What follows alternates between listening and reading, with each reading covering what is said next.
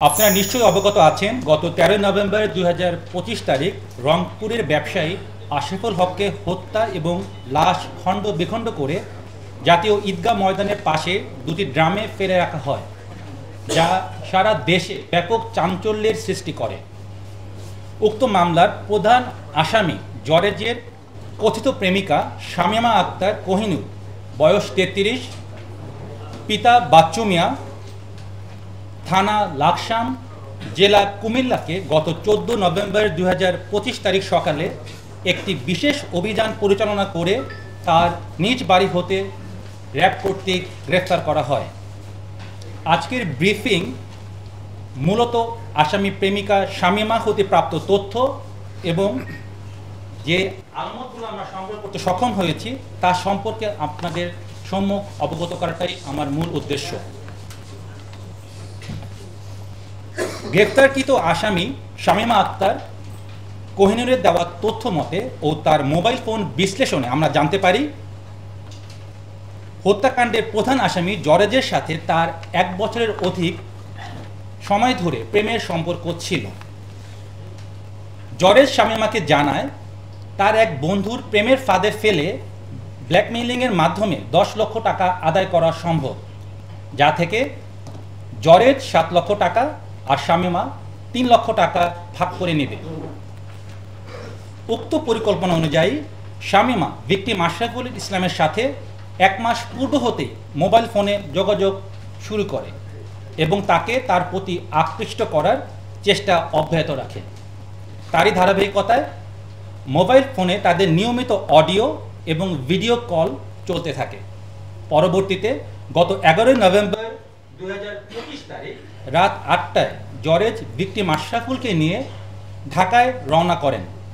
ঢাকায় আসার পর গত 12 নভেম্বর 2025 তারিখ জরেজ ও আশরাফুল শামীমার সাথে দেখা করে ঢাকা মহানগরীর শনির আকরার নূরপুর এলাকায় 5,500 টাকা দিয়ে একটি বাসা ভাড়া করে 3 জনই একত্রে ভাড়া বাসায় ওঠেন। রংপুর হতে ঢাকায় আসার পূর্বেই জরেজ তার প্রেমিকা শামীমা আক্তার কোহিনুরকে ফোনে জানায় ভিকটিম আশরাফুলের সহিত সে যেন অন্তরঙ্গ ভিডিও ধারণ করে এবং পূর্ব পরিকল্পনা অনুযায়ী সে ভিডিও দেখিয়ে যাতে তারা 10 লক্ষ টাকা আমাদের যে আশরাফুল তার কাছ থেকে আদায় করতে পারে। পূর্ব পরিকল্পনা অনুযায়ী ভিকটিম আশরাফুলকে শামীমা মাল্টার শরবতের সাথে ঘুমের ওষুধ খাইয়ে হালকা অচেতন করে যাতে বাইরে হতে জরেজ অন্তরঙ্গ মুহূর্তের ভিডিও ধারণ করলে আশরাফুল তা বুঝতে না পারে। পরবর্তীতে যখন একান্ত সময় কাটায় তখন জরেজ বাইরে হতে ভিডিও ধারণ করে থাকে এবং উক্ত ভিডিও আপনাদের সামনে যে মোবাইল আমরা জব্দ করেছি তাতে আমরা পাই এবং ওই অশ্লীল ভিডিওগুলো ধারণ করে সে পরবর্তীতে ব্ল্যাকমেইলিংয়ের একটা চেষ্টা করে বলে আমরা বুঝতে পারি। প্রিয় সাংবাদিকবৃন্দ, শামীমার দেওয়া তথ্য মতে 12 নভেম্বর 2025 তারিখ দুপুরে আশরাফুল যখন পুরোপুরি অচেতন হয়ে পড়ে তখন জরেজ আশরাফুলের হাত দড়ি দিয়ে বেঁধে ফেলে এবং মুখ কস্টেপ দিয়ে আটকিয়ে দেয়। জরেজ এক পর্যায়ে অতিরিক্ত ইয়াবা সেবন করে উত্তেজিত হয়ে অচেতন থাকা ভিকটিম আশরাফকে হাতুড়ি দিয়ে এলোপাথারি পেটাতে থাকে। তার আঘাতে এবং মুখ স্কচ টেপ দিয়ে বাঁধা থাকায় শ্বাস না নিতে পেরে ঘটনাস্থলে ভিকটিম আশরাফুল মৃত্যুবরণ করেন। আশ্চর্যের বিষয় যে একই ঘরে জরেজ এবং শামীমা সেই লাশের সাথেই সেই রাত্রিটি যাপন করেন।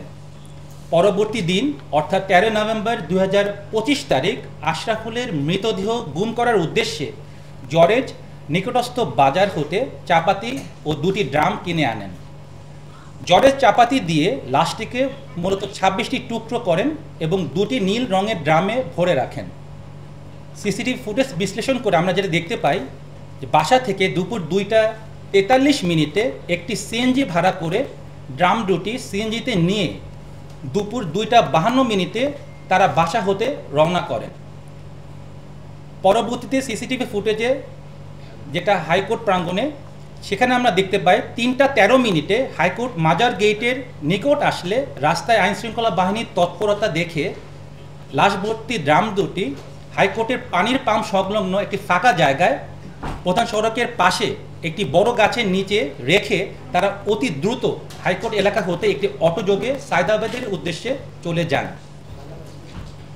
সায়দাবাদ যাওয়ার পর জরেজ শামীমাকে কুমিল্লায় চলে যাবার ব্যাপারে বলেন এবং নিজে সে রংপুর চলে যাবেন বলে শামীমাকে অবহিত করেন।